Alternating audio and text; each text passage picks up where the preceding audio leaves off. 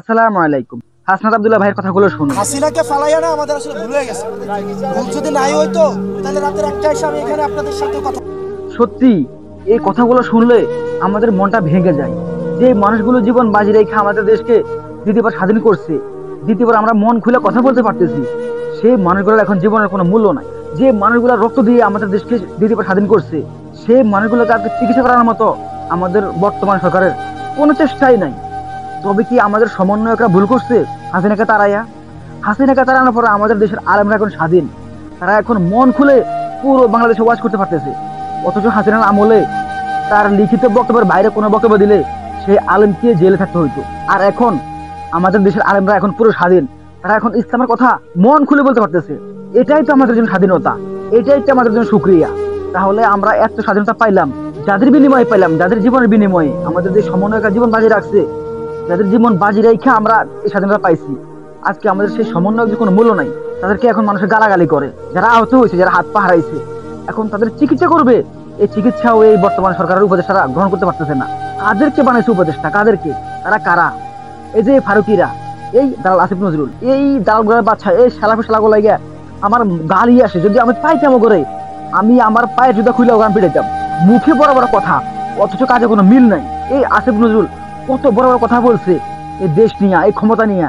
আর এখন ক্ষমতায় যে ক্ষমতার গরমে এখন আর বাইরে বেরোতে মন চায় না। একের পর এক আন্দোলন আমাদের ছাত্ররা করতেছে। কার জন্য? দেশের জন্য, আপনাদের জন্য। আর আপনারা চেয়ারের মধ্যে বৈশা গরম হাওয়া খান শীতকালে না।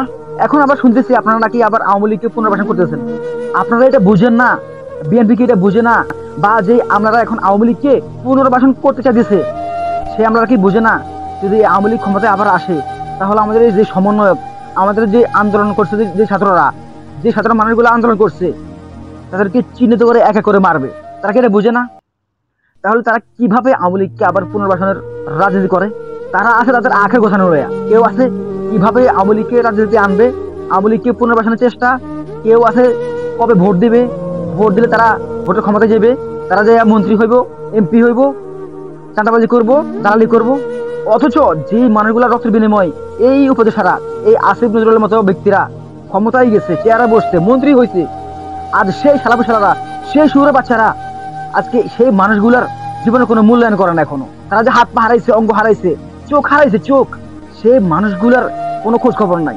ওই যে শুনলাম আন্দোলনে পাহারানো একটা ছাত্র এখন নিজের চিকিৎসার জন্য ভিক্ষা করতেছে, ভিক্ষা।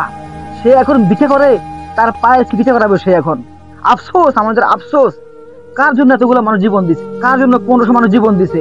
কার জন্য 20 থেকে 30 হাজার মানুষ আহত হয়েছে? কার জন্য? কাদেরকে ক্ষমতায় বসানোর জন্য? আজকে যারা জীবন দিছে, যারা আহত হয়েছে, তাদের কোনো খোঁজ খবর নাই। তারা এখন ভিক্ষা করে তাদের ওষুধের টাকা চালাচ্ছে। আফসোস।